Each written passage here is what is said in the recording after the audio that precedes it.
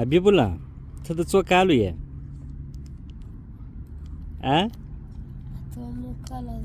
د اتو د 9 کالو یې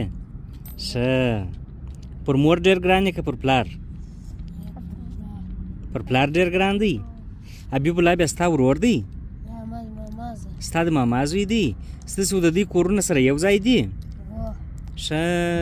نو ته خو به د حبیب الله سره جنګونه نه کوې چې تاسې پلنې خرڅوئ هېڅ وخت جنګ نه ورسره کوې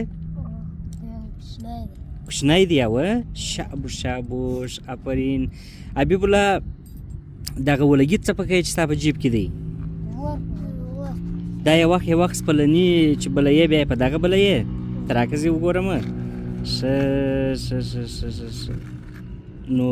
دغه دی دا ګوتې در ونه سوځي حبیب الله څنګه خاشه وې واه واه واه واه واه